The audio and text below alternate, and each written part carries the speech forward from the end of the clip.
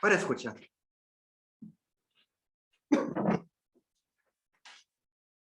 Muy bien. Aquí hay algo ahí estorbándome y le hago ese clic y compliqué la cosa más, porque ahora ya no miro nada. Bueno, ustedes sí me ven y sí me oyen. ¿Verdad? Sí, sí, sí. Ah, excelente. Entonces olvidémonos de eso. Bueno, bien, al cabo yo me tengo que ver a ustedes. No te vemos. No me ven. No. Si podrías, no sé qué es. Apagaste la cámara. No conozco. Edgar, ¿puedes hacernos favor de poner spotlight a la imagen de Carlos? Sí, sí, eso es lo que estoy tratando de hacer. Un segundito. Bueno. Un segundito. Es que con el teléfono cuesta bastante, pero no veo la imagen de Carlos. Ese es el problema. Ahí está. Ya está. Ahora lo vi. Ah, ok. Que al menos yo miro a Víctor Hugo. Pero todavía no está puesto el spotlight. Muy bien. Está bien. Dejémoslo así. Ya con eso. Ya volvió al menos una imagen aquí. Y la imagen que tengo aquí es la que tengo ahí. Aquí.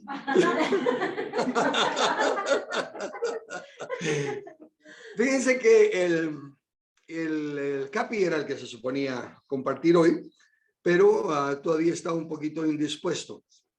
Y hay que no le avisé, apenas le avisé hoy en la mañana si podía compartir y no tuvo suficiente. Pero me dejó a mí el poder, mira, reactivar el audio.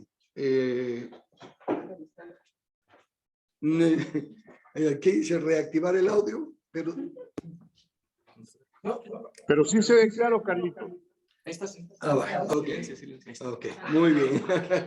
Bueno, parece que cada vez que voy a compartir los aparatos están contra mí, es la batalla de la tecnología contra mí. Tal vez es por lo que dijo Brandon, que iba a poner un modelo más antiguo y no encaja. No, pero hablando de antigüedades. Entonces, cuando Erwin me dijo, ¿verdad? Que sí, que él, como siempre, está dispuesto, pero estaba un poquito indispuesto, así que me quedé yo. Le dije que mejor la tomaba yo. Y como les digo, tengo un montón de mensajes, pero sentí del Señor recordarme de algo que ya no había mencionado, un libro que sí creo que ninguno de ustedes, con excepción del que está aquí en la familia, ha leído, porque lo escribí hace más de 38 años. Y ya no tengo el libro en sí, pero sí lo tengo en PDF. Entonces me comuniqué al menos por WhatsApp con los ancianos y les dije que me gustaría si pudiéramos hacer una serie de este libro. Es un librito pequeño y se llama 7 decisiones personales. Pero me voy a algo para. ¿Cómo? Ahí está. Va. Ahí está, sí, aquí está. Muy bien. Ok, entonces el libro se llama 7 ¿Me vas a regalar? decisiones personales para una buena relación entre líderes. Jenny, una de las decisiones buenas entre líderes es que tú oigas a tu hija y que le apagues el micrófono a tu teléfono. Cuando lo escribí, mi mentalidad estaba en la iglesia, ¿verdad? Yo estaba muy entregado a lo que era iglesia. En aquellos años no participaba en negocios ni en nada, sino que era todo iglesia. Entonces, como el título que le puso era una buena relación entre líderes. Y era una especie de testimonio de cómo yo comencé. Conocí al Señor a través de un hermano que me ministró de la denominación Bautista del Sur. Me congregué en la iglesia, crecí con ellos, llegué a ser pastor bautista ordenado. Y bueno, pero yo seguía con el estudio de la Biblia. Por eso es que tanto exhorto, desde luego los que saben más que ustedes tal vez no lo saben, pero como me convertí en una plataforma petrolera, pasé un año y pico leyendo la Biblia antes de congregarme en una iglesia. Entonces seguí con esa costumbre y fui viendo cosas que el Señor me mostraba que en nuestra denominación no creía. Yo fui celoso de la denominación, ¿verdad? Como era una denominación que no era pentecostés, En ocasiones yo dije, y antes de decir lo que dije, quiero hacer una aclaración.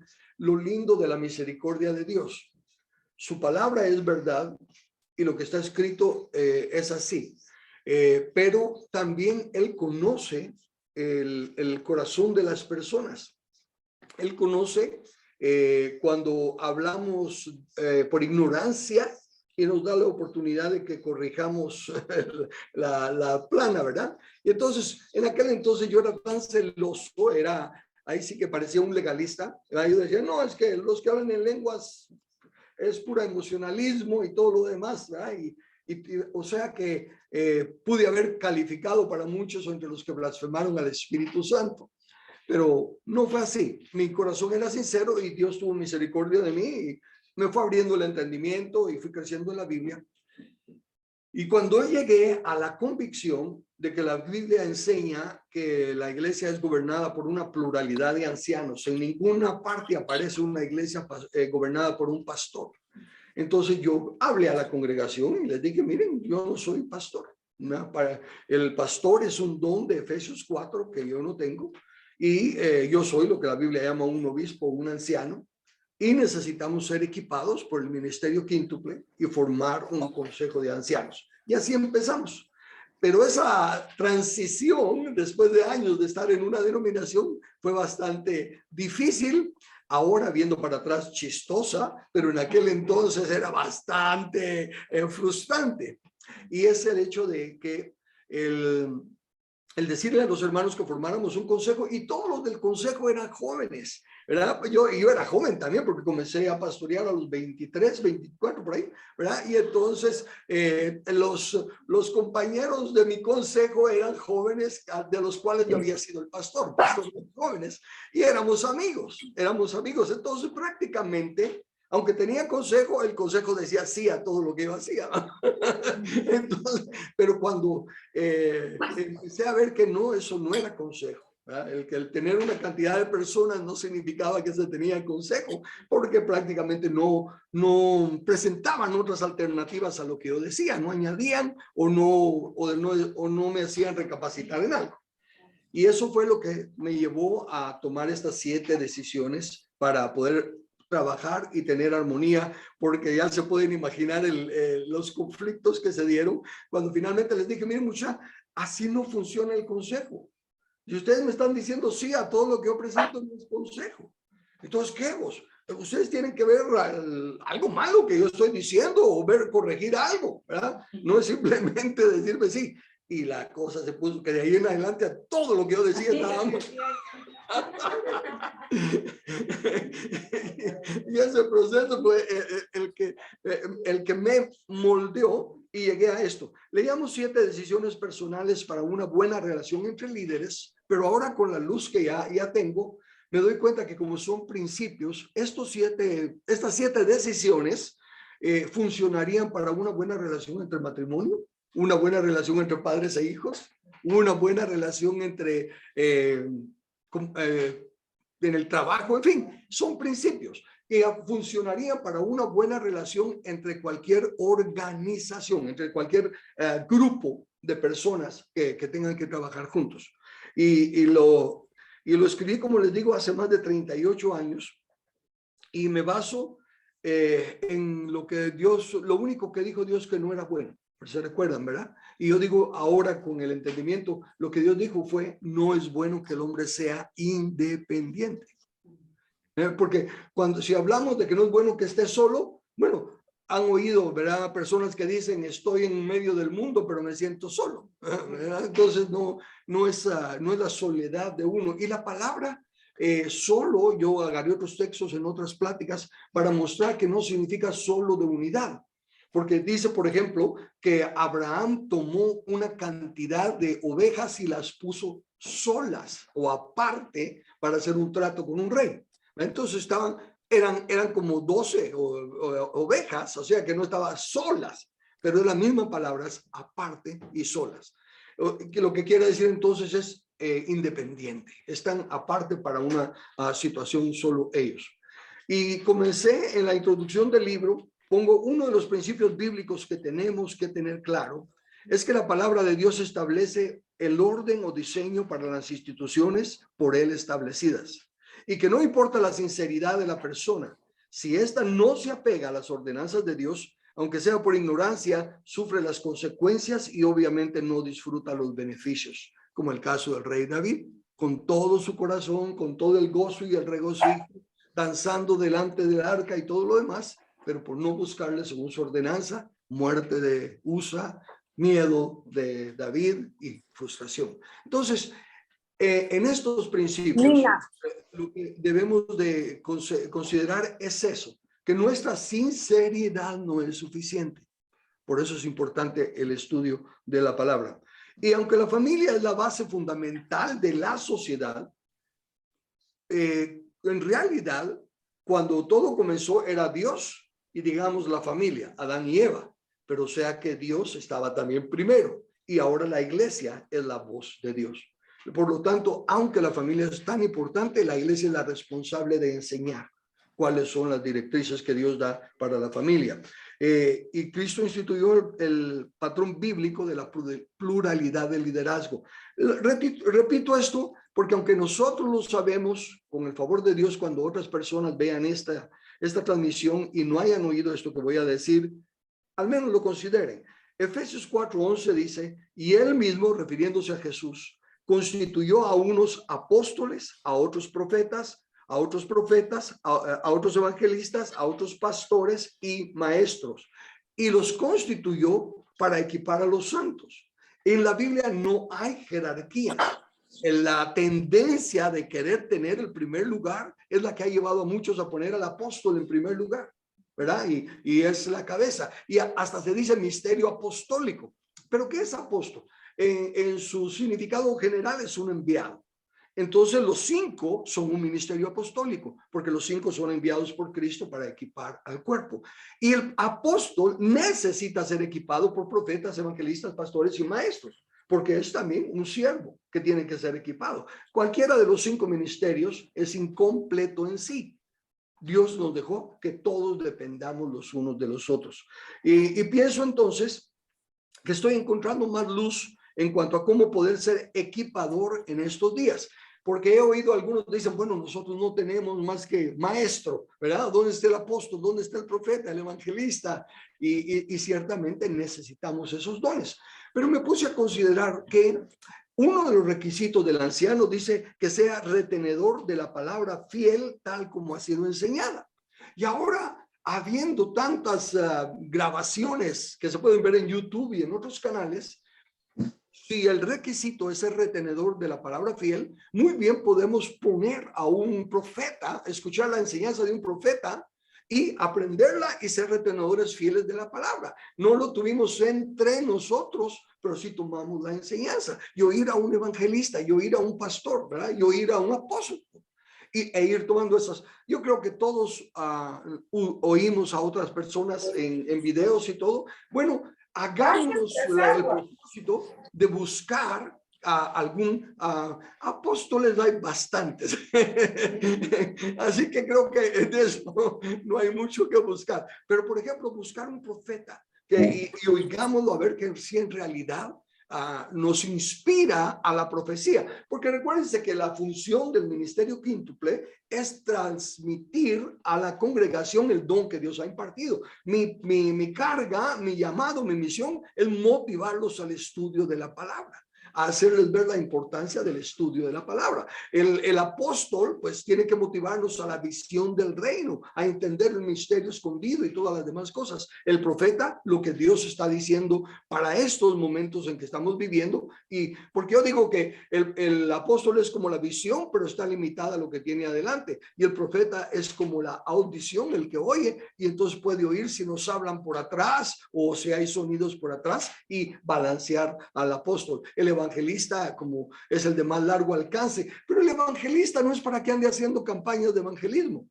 sino que es para motivar al cuerpo de Cristo a compartir su testimonio y de esa manera evangelizar.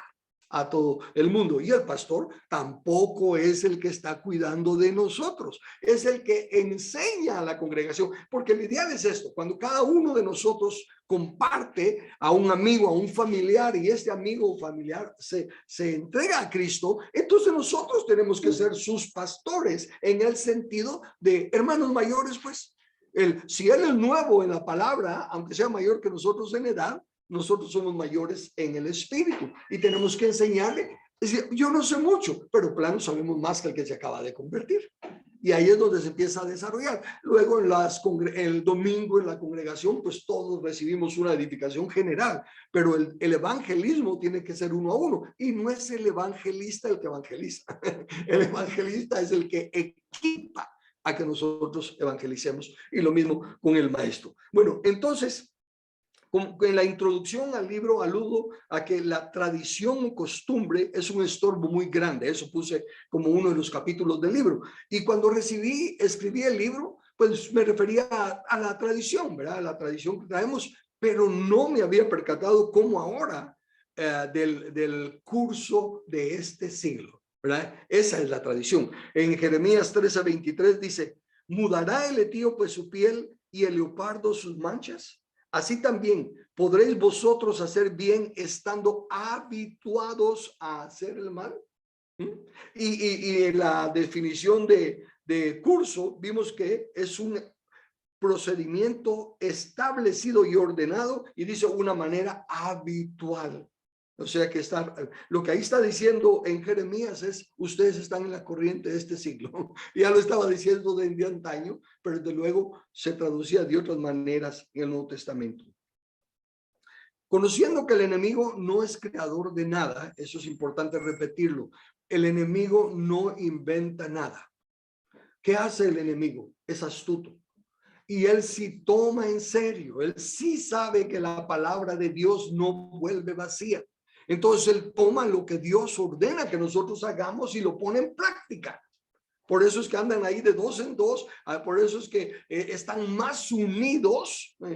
Fíjense, todos son unos sinvergüenzas, mentirosos, nadie le puede confiar a nadie. Sin embargo, están unidos en un propósito más que el cristianismo. Entonces, como no es creador de nada, su objetivo, entiendo que lo que él está haciendo es la verdad distorsionada de Hebreos 5:14. Fíjense lo que dice: pero el alimento sólido, ya estamos hablando de dejemos la lechita espiritual. ¿Quién puede comer el alimento sólido? Es para los que han alcanzado madurez. ¿Y cómo se alcanza la madurez? Para los que por el uso tienen los sentidos ejercitados en el discernimiento del bien y del mal.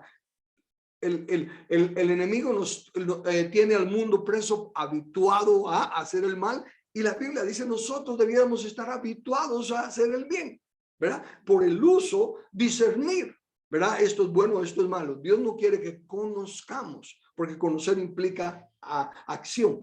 El conocer bíblico es acción. Él quiere que discernamos. Esto no va en armonía con la palabra, o el fin de esto parece que va a ser aquello y no conviene. Y de esa manera, entonces, de ahí que termino la introducción del libro con el título: Principios bíblicos que se convierten en decisiones.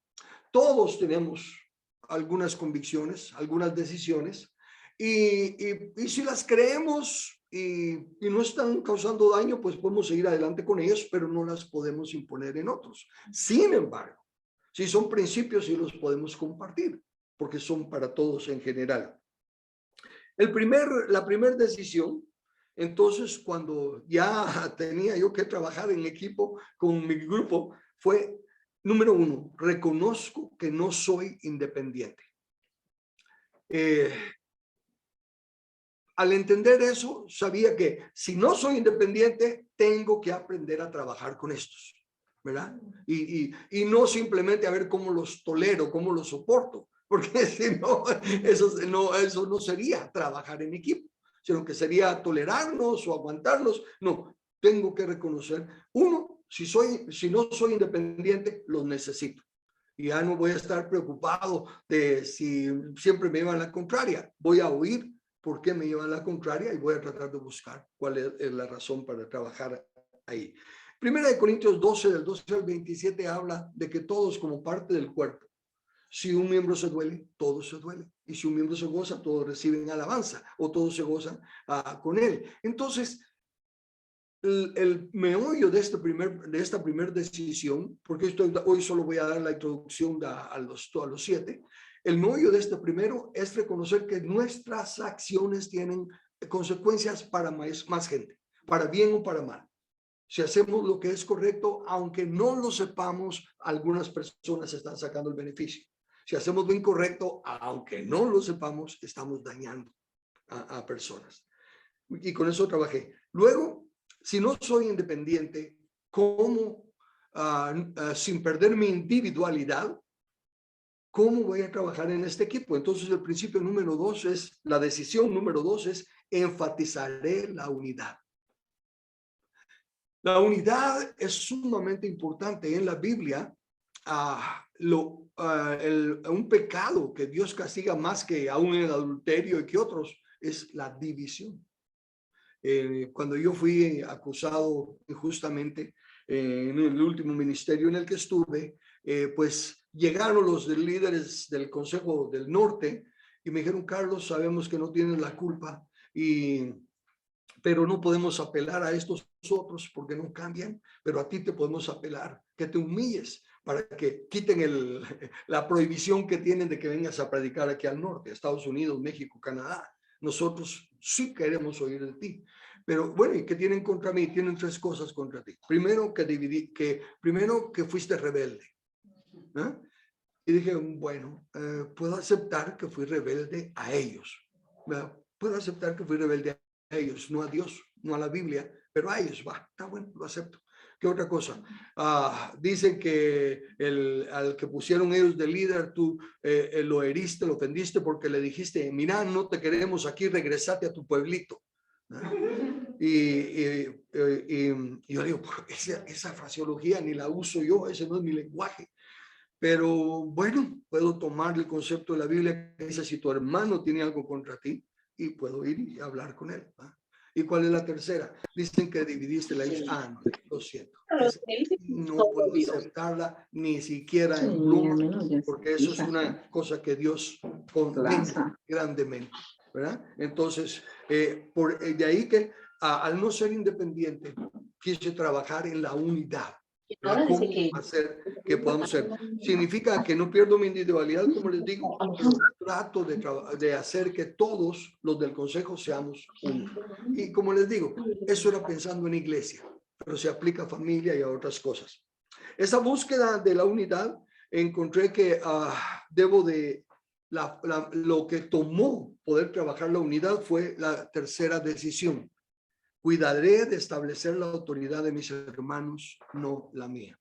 La única forma que yo podía hacer que el resto de la congregación se diera cuenta que éramos un consejo era que yo dejara de ser el traidito de la película y aprendiera a decir, como me dijo fulano o como nos ha enseñado ciclano, para empezar a establecer la autoridad de los otros y para que vieran que trabajábamos en equipo, ¿verdad? Entonces, y eso fue algo bonito. Fue bonito porque les fue dando confianza también a ellos para que pudieran hacer lo que tenían.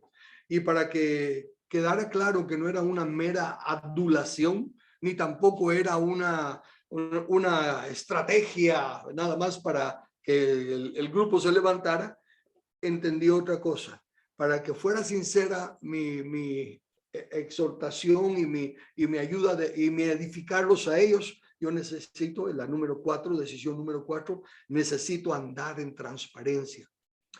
La transparencia es el que lo lleguen a conocer a uno, ¿verdad? No solo en la función del ministerio en el que está, sino que como persona. En otras ocasiones ya me han oído hablar que la transparencia lo hace a uno vulnerable.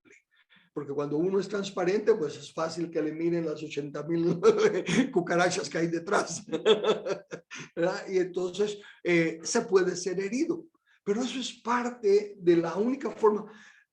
Una vez más, supónganse que me pueden volar el dedo pulgar y no siento nada. ¿Qué significa eso? O que está muerto los nervios y todo esto, que está conectado pero que no tiene vida, ¿verdad? Pero si está vivo, ¿verdad? Entonces, tenemos que ser vulnerables. Y si nos duelen algunas cosas que hacen los hermanos, si no nos comprenden en algunas cosas, si nos duele que no nos comprendan porque tanto tiempo que he estado con ustedes, entender eso es parte de ser, eso significa ser parte del cuerpo. No nos duele cuando un extraño, un desconocido o alguien que empieza a decir barbaridades de nosotros. Pero lo que más nos duele es lo que significa que es a lo que más cercanos estamos. Entonces, no resultó ser un problema el andar en transparencia. Y al ser transparente y vulnerable, como digo, entonces se los puede herir. Eso me trae a la quinta decisión que tomé. No me endureceré ni me cegaré. No, el que uno sepa que va a pasar no quita el dolor, ¿verdad? Es como cuando dicen, le tengo que poner una inyección, ¿verdad? De aún desde que llegue la aguja.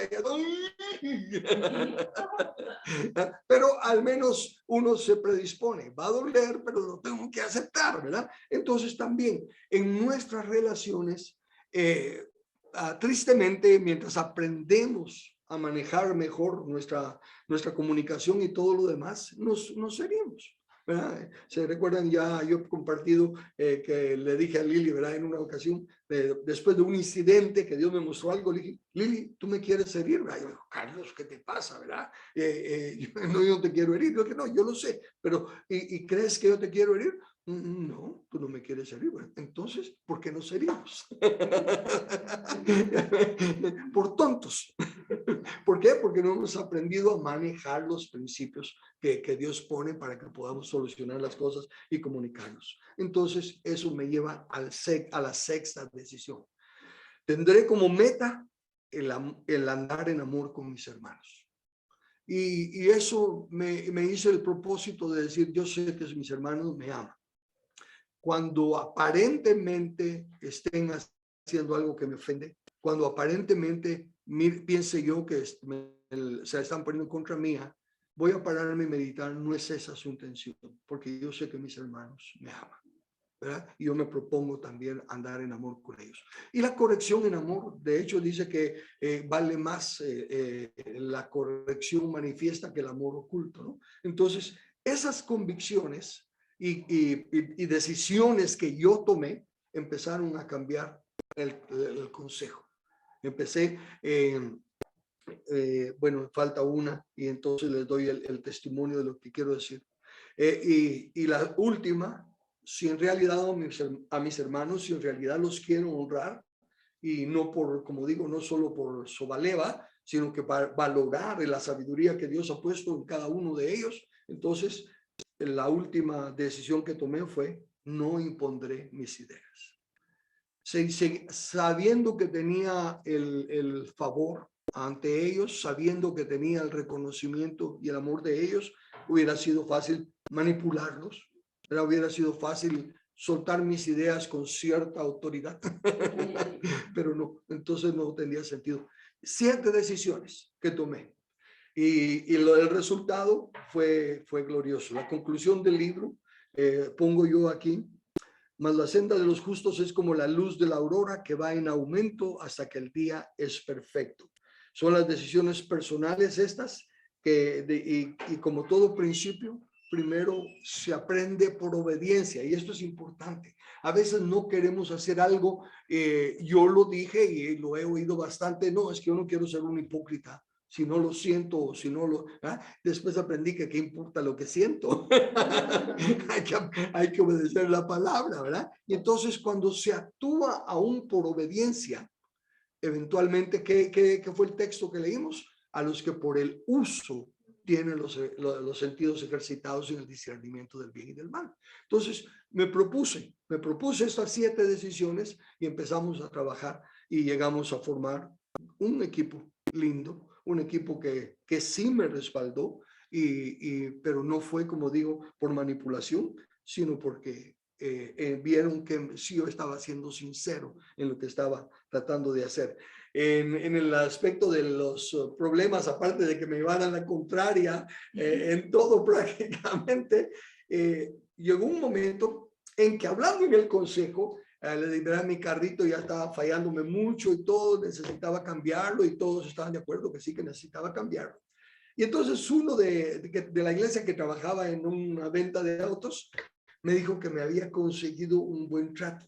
Había conseguido que me dieran un valor alto, ¿verdad? Por mi carro como el down payment, ¿verdad? Del asunto. Y las mensualidades también me las iban a dejar cómodas. Entonces yo viendo ya era una camionetía ya, ¿verdad? Y todo. Y entonces llamo al tesorero y le digo, mira vos, fíjate que necesito dar un enganche, además del carro, necesito dar más. Pueden adelantarme mi cheque, ¿verdad? Y entonces, y como él era el tesorero, llegó y me llevó el cheque, pero llegó serio, ¿verdad? Y entonces yo le conté, mira, esta es la camionetilla y me van a recibir el carro en tanto y todo. Yo bien alegre y él bien serio, ¿verdad? Entonces, cuando ya el hermano que me estaba vendiendo me dijo, bueno, entonces podemos proceder. Yo le dije, dame un minutillo, le dije. Me acerqué, le dije, pues, ¿qué pasa? ¿Por qué estás tan serio? Entonces, bueno, es que vos decís que debemos de caminar en consejo. Y, sí, le digo yo, ¿y? Estás comprando un carro y no nos pediste consejo. yo recordaba que ya había hablado así, pero no buscando consejo. Mucho que me aconsejan hacer lo que, fíjense que el carro me está fallando, sí sería bueno que comprara solo. Ya, ¿verdad? Yo lo di por sentado. Y entonces yo muy bien le pude haber dicho eso, vos, pero si ya lo hablamos y se recuerdan que ustedes me dijeron y todo lo demás, pero sentí como que Dios me decía, ¿cuán dispuesto estás a pagar el precio? Y aunque me dolió, le dije al hermano del carro, mira, te lo agradezco, no puedo comprar el carro. Vos, pero mira, sí, lo sé, es una buenísima oferta y yo te lo aprecio muchísimo, pero no puedo, fíjate que ya me di cuenta que no encaja. Gracias. Pues ellos vieron que para mí fue un paso difícil. Eventualmente tuve que vender el carrito viejo y comprar otro más viejo, pero que caminara. Pero el fruto eran jóvenes que cualquiera de ellos después podía ser líder en una congregación, porque aprendimos a trabajar en equipo. Estuvimos en lo que conseguíamos un local. Bueno, nunca tuvimos un local propio, pero empezamos a trabajar en un local que era un lugar donde hacían fiestas y todo eso, que tenía la plataforma era hasta circular y había aquellas luces de colores. Y nosotros, el equipo de trabajo, el consejo, que éramos el equipo de trabajo, que nuestra esposa que nos llevaba a ayudar, ¿verdad? Teníamos que llegar de como por lo menos unas 2 horas antes al lugar, primero a trapear con pinol, ¿verdad? A quitar el olor a cerveza y todo, ¿verdad? A tapar unos cuadros que no estaban muy adecuados para nuestra reunión. Y cuando llegaba la hora de pasar a la escuela de niños, ok, los niños pueden pasar al bar, porque ese era el único salón que estaba separado para la reunión. Pero todas esas experiencias fueron gloriosas. Fue trabajo de equipo, estuvimos unidos en todo. Y tomó por la decisión de que yo quería trabajar en equipo. Alguien tiene que tomar la batuta y el líder es el que debe de ir adelante, ¿verdad? Y me inspiró pues que Jesús dijo, ya no os llamaré siervos, sino que os llamaré amigos. Fue Él el que decidió hacernos amigos, no nos ganamos su amistad. Él decidió condescender para hacernos sus amigos, sí, siguiendo su ejemplo en una escala infinitamente más pequeña, pero eso fue lo que me permitió el trabajo en equipo. Hasta ahí lo dejo, esa es la introducción para el libro. Verán las 7 decisiones personales ahora ya podremos compartir y de lo que haya alguien que quiera sacar alguna analogía, hacer alguna pregunta o algún comentario. Este es el momento ahora de las preguntas.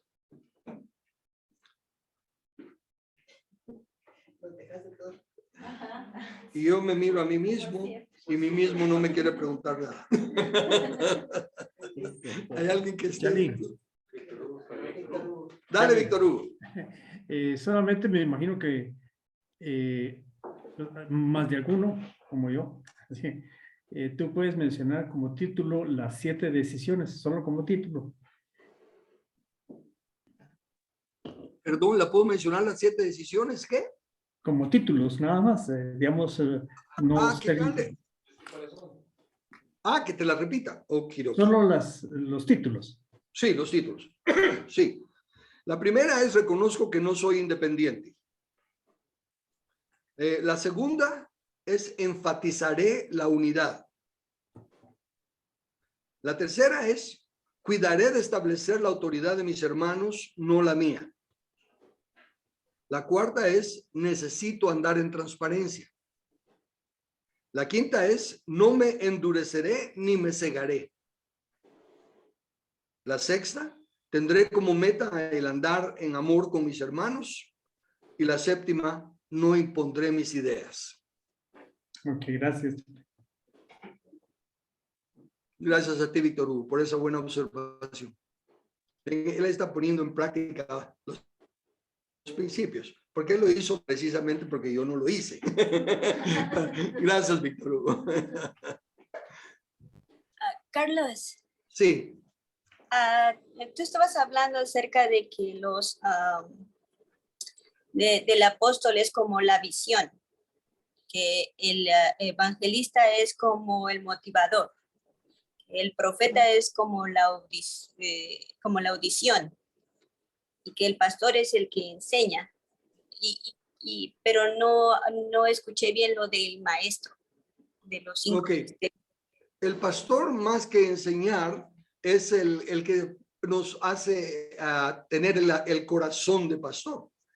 ¿Cómo se llama? El cuidar de las ovejas. No es tanto. Claro que enseña, pero enseña el cuidado que debemos de tener de las ovejas. Es el maestro el que se encarga de enseñar. En el otro libro de el orden de gobierno de la iglesia, yo digo que el maestro es como el prisma que recibe la luz de la palabra que da el apóstol o la luz del que está enseñando y luego la cambia en los diferentes colores que son para explicar lo que él está diciendo significa esto, con esto, con esto, con esto. Bueno, entonces en el libro yo digo, el apóstol usó los 5 sentidos del cuerpo, porque si los 5 ministerios son para equipar el cuerpo de Cristo, así como en el cuerpo normal, toda la información nos entra a través de los 5 sentidos, entonces dije, el apóstol es la vista, es el sentido de la vista, él tiene la visión. El profeta es el sentido del oído, porque él es el que escucha lo que el Señor está diciendo para darle balance a lo que el apóstol está viendo. El evangelista, por ser el ministerio de más amplitud, es el sentido del tacto, porque es así se debe de identificar con todo el cuerpo, mientras que los otros todos están en la cabeza. Solo el tacto está en todo el cuerpo. Y el pastor es el sentido del olfato. ¿Por qué? Porque entre los sentidos, dice la enciclopedia que en aquel entonces leí, que el olfato es el sentido que más rápido se cansa. Y que dice, por ejemplo, si uno va caminando hacia un basurero, el olfato dice apesta, apesta, apesta, apesta. Pero si uno tiene que ir al basurero y hacer algo después de un rato de estar ahí, el olfato dice, pues no apesta, pues. Se cansa, pero no se pierde, porque si viene otro olor, sea bueno, agradable o feo, el olfato lo vuelve a sentir. Entonces yo lo comparé con el pastor, porque el pastor es el que estaba diciendo, hermano, ya le dije que no trate hacia la esposa, ya le dije que no le grite hacia su marido, hermano, ya le... y se cansa. Pero y luego viene otra pareja, dice, mira hermano, no trate mal a su esposa, mira hermana, respete a su marido. Y el otro dice, a nosotros ya no nos dice nada, no, porque no hacen caso. Y luego el maestro es el sentido del gusto. ¿Por qué? Porque agarra un bistec de Levítico o un bistec de Números, y lo hace que tenga sabor para que lo puedan comer. Así que esas son las 5 analogías que hice de los dones, Claudita. Muchas gracias. Gracias, Carlos. Ok. ¿Alguien más?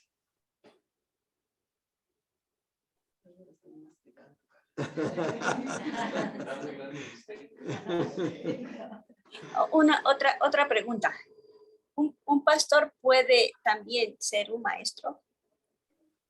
En realidad, todos debemos, la razón de la impartición del apóstol, profeta, evangelista, pastor y maestro es para que todos seamos todo. Desde luego, ellos son los especialistas, por así decirlo, como los doctores. Tenemos que tener un conocimiento de medicina general, pero hay especialistas en diferentes ramas, pero todos los doctores pueden curar, todos los doctores pueden hasta operar en algunos aspectos, pero especialistas hay otros. Entonces sí, claro que sí, porque recuérdate lo que dije del apóstol, se aplicaría a lo del pastor ahorita que preguntas.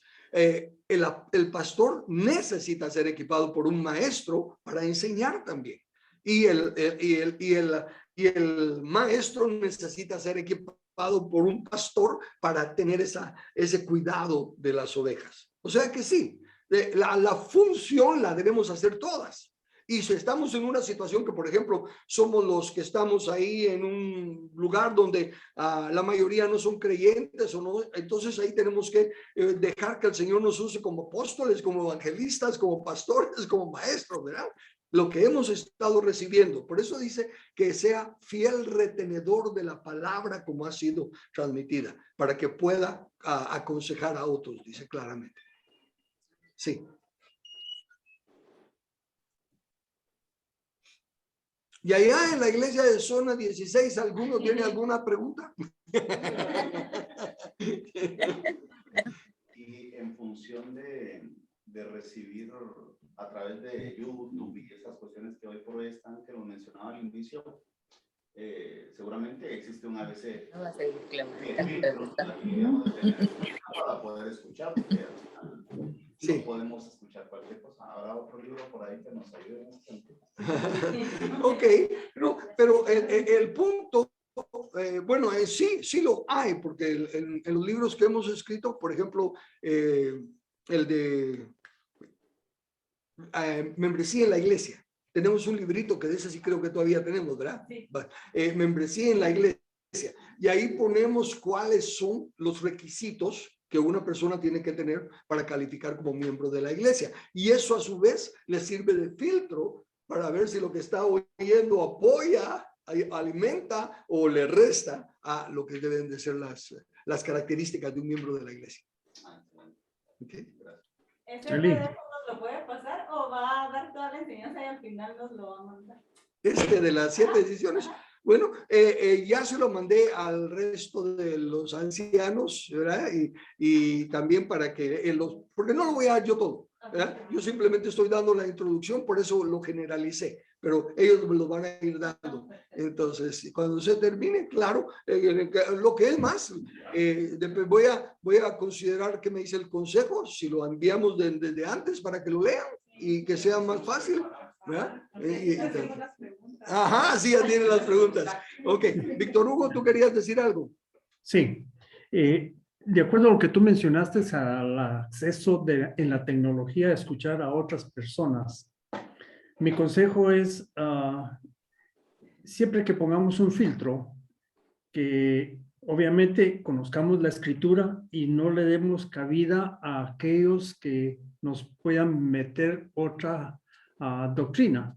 Es decir, con la tecnología hoy puedo escuchar yo a un apóstol para que me equipe, puedo escuchar a un maestro para que me equipe, pero siempre yo tengo que tener mi filtro sobre la sana doctrina, ¿verdad? Ese cuidado es el que yo diría que tengan los hermanos si van a escuchar por YouTube, a otros profetas, maestros, evangelistas, pastores, ¿me entiendes?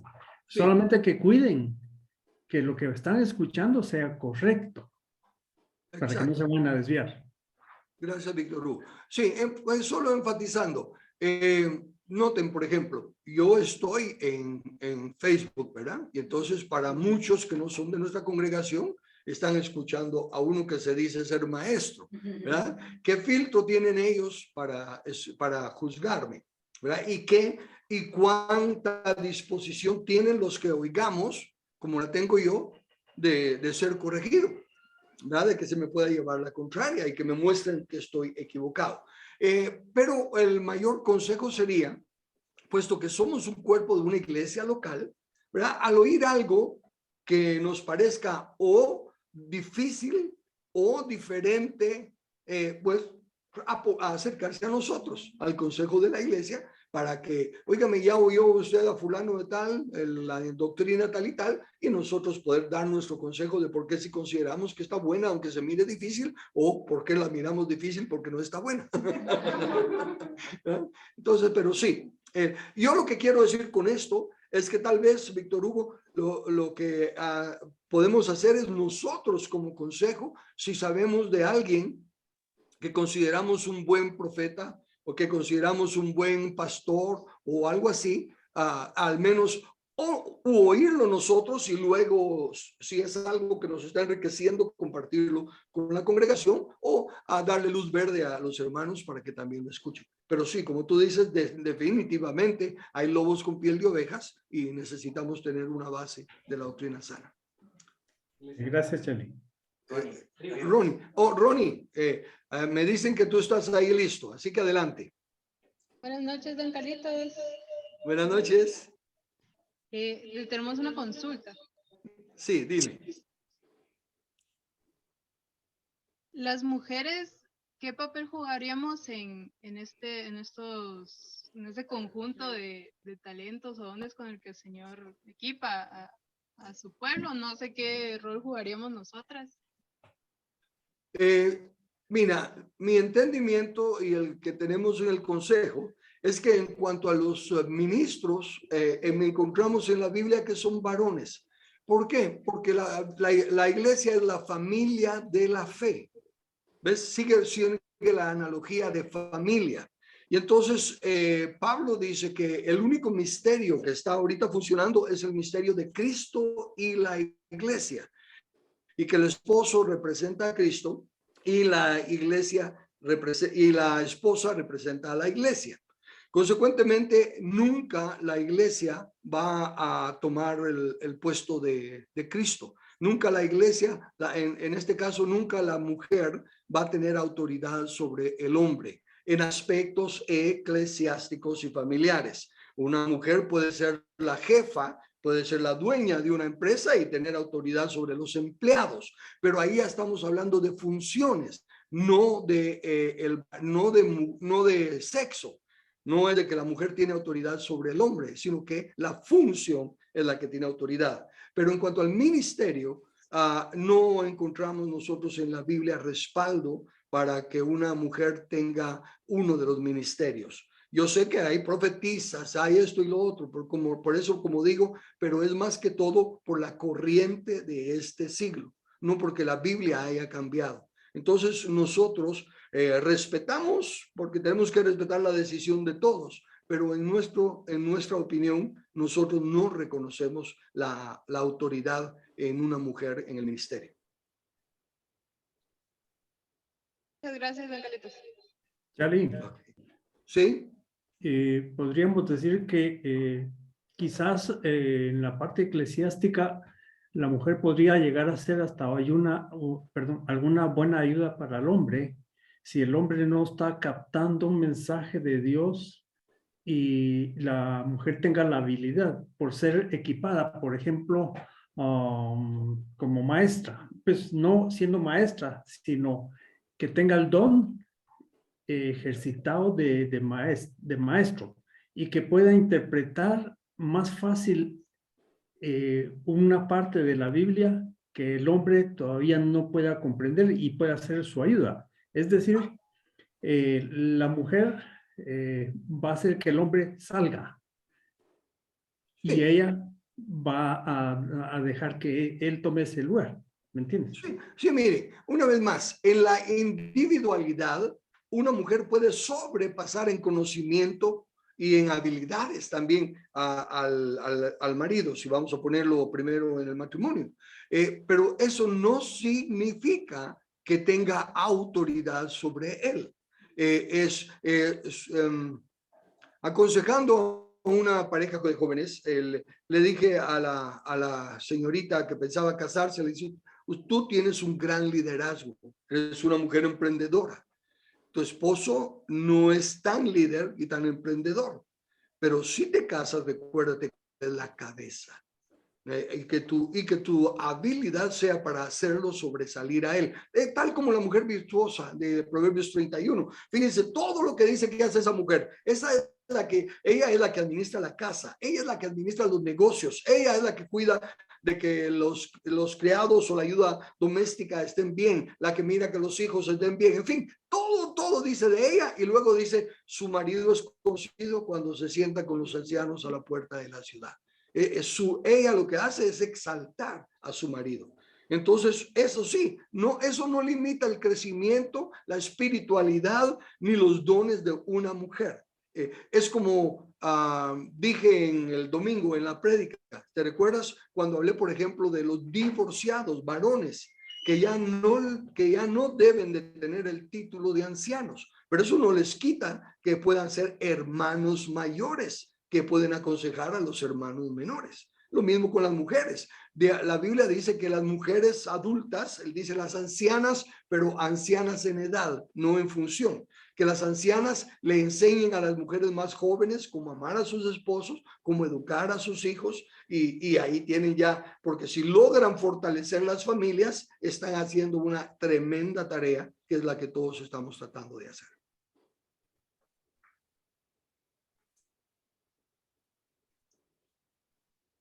Gracias, Charlie. Muy bien.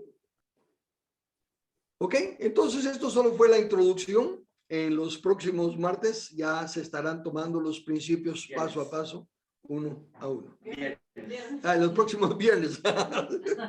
Yo estoy en martes todavía. Bueno, ok, entonces, señor anfitrión, terminamos la reunión.